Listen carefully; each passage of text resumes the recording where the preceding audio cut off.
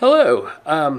I should have mentioned this earlier, but I like to use YouTube to communicate to my class here and just to review the previous week and next week for this class as well as any other classes you might take here. So, welcome to the class. I welcome most of you on the discussion board, and I think the week one discussion board went pretty well. So please keep up that effort going forward for the next 8 weeks.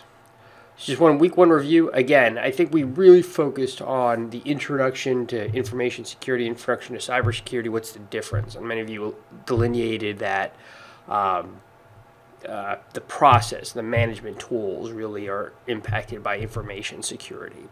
But a key point, again, ability to be secure and accessible. And many of you brought up the CIA triad. CIA is not the Central Intelligence Agency. It's the confidentiality, integrity, and accessibility principles for cybersecurity. And again,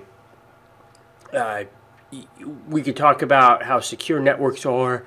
You can make your networks completely secure, but if you do that, you would make them almost impossible to use.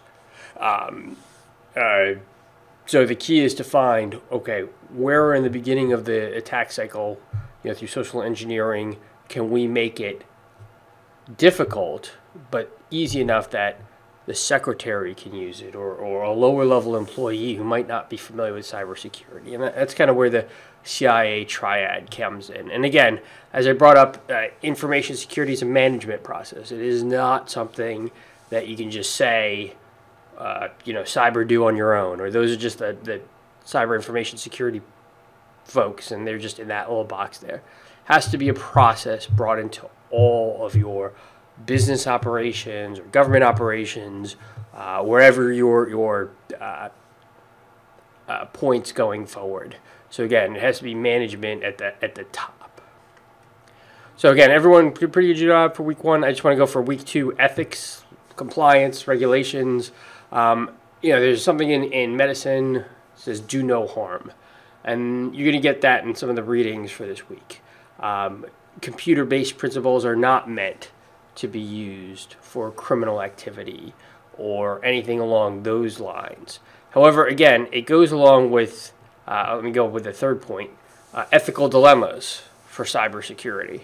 And there's a whole plethora of them that we will talk about. But when I say do no harm, I guess it depends on what you think harm is. If I'm launching a cyber attack against the Iranian nuclear facilities and they're successful, but in that process I cause massive damage to civilian critical infrastructure, and that's what happens when we targeted the Iranian centrifuge process. The Stuxnet went out and caused everything from pacemakers to critical infrastructure to be impacted. Is that follow the principle of do no harm? I'll let you decide. Well, we have other ethical dilemmas like ransomware, as some of you mentioned. Do we pay the ransom?